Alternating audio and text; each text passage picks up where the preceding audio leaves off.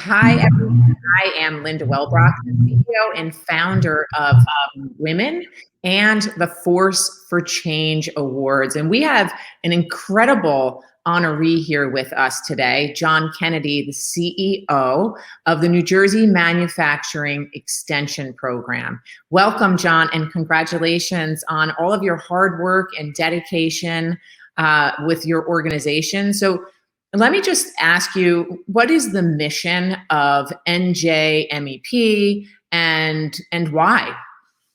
Well, first of all, thanks for the award. I was pretty amazed to be selected, so that's kind of cool. Uh, I've been called a force, but not necessarily for change. So it's always intriguing to be somewhere. But NJMEP, we're a part of a national network of MEPs. There's 51 of us, including Puerto Rico. And our mission is simple. We work with manufacturers in our states, and we do a lot of things with them. But four quick pillars: we assess companies, we consult, we train, and when we need to, we advocate. So it's really an interesting job. I own my own businesses, manufacturing and engineering in the past.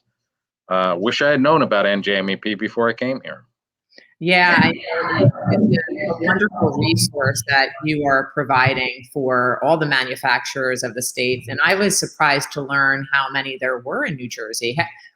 Tell us a little bit more about how big this network is. Well, in total, there's about 11,000 manufacturers in New Jersey, and that comes out to almost 400,000 employees. It's a very high tech, high paying career area. So it's critical to what we do. And if we didn't learn anything over the last year with the pandemic about how critical manufacturing is, then we'll never will. Right. Well, question. I know you were instrumental in keeping manufacturing going, even in the beginning of the pandemic when almost everything was shut down.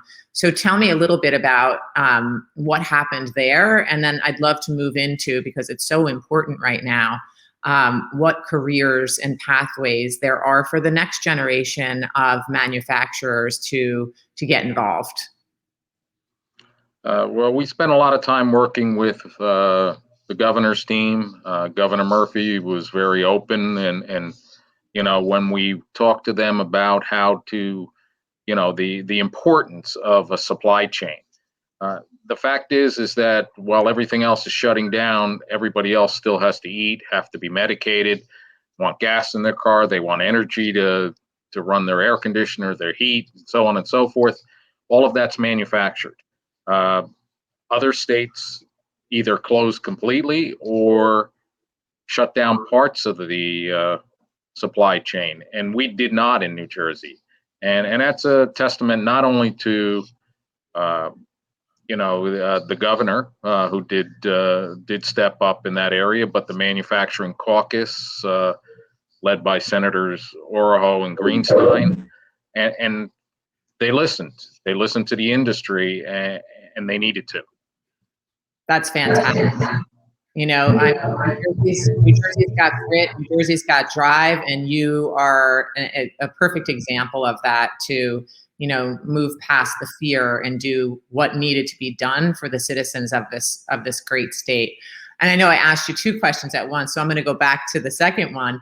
Careers in manufacturing. I know I'm a mom, and there's all sorts of, incredible young leaders out there. Tell me a little bit about how people can get involved. Well, we need to first of all be exposed to industry. We don't do that in schools anymore. When I was a kid, we did, and that helped me choose my path. I wanted to be an engineer, but I learned the hands-on parts of manufacturing, etc., first. And I started as an apprentice, and through my career evolution, working for others, working for myself, working for NJMEP, that has also developed into not only a guy that can weld and use machinery, but has 4 college degrees. So, the point is that there's a lot of career paths, and we need engineers, but we also need high skilled technicians. We need CNC programmers. We need technical salespeople, accountants, finance people. Manufacturers are businesses, and they're critical to what we do. And male, female, every other person on this in this state needs to consider where we can go. And it's exciting because the average manufacturing salary right now for a year is $94,000 a year in New Jersey, and that's pretty amazing. That's a strong vote. I appreciate you, bringing this to light. What is it that our state is missing when it comes to STEM? We we don't have enough time, Linda, but seriously, what we miss is just what we miss on a lot of, and part of it goes back to that exposure. We don't expose young people to opportunities and careers. We want them all to go to college. That's fine, but 60% of us don't graduate from college. Doesn't mean that if you start as an apprentice like I did, you also won't get a college degree like I did. It's called a career pathway for a reason, but we ignore industries.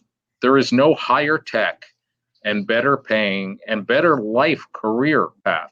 I mean, I've been doing this my whole career, and man, I'm glad I chose this path, and I want others to be excited and to do it.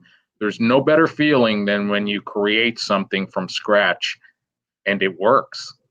I know that feeling. That's why I respect entrepreneurs so much, because creating something out of nothing is like no other sense of accomplishment. So I completely empathize with you on that. I want to take the opportunity to talk to you about an event that you graciously invited me to be a part of on October 1st, because this is a great way to, expose all the great work that you're doing. So tell us about that event. Well, that's National Manufacturing Day. Mm-hmm. People don't realize that. It's been around for 9 years, and our event grew from 50 people to almost 1,000 attendees a couple years ago. Last year we had 1,400 virtually, and this year we're going to have a combined virtual and live program with breakout sessions and so on.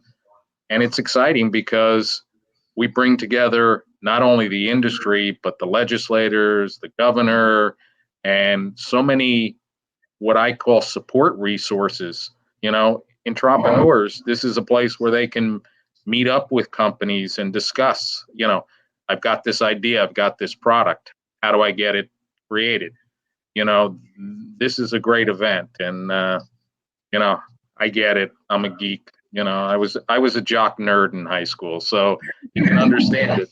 But it's exciting to me, and we also want to push further our women in manufacturing efforts, because there's a lot in New Jersey, but we need more.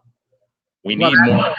That's where I hope to help you. And I know the panel that I'm facilitating is going to be highlighting some great women in manufacturing. I can't wait to be a part of it. If anybody wants to register or look into it, visit John's website at njmep.org. I'm going to ask you one last question. And the theme of our recognition event is Force for Change, as most of you can see. So how do you envision yourself or your organization continuing to be a force for change? What does the future look like, or what do you hope happens in terms of your impact?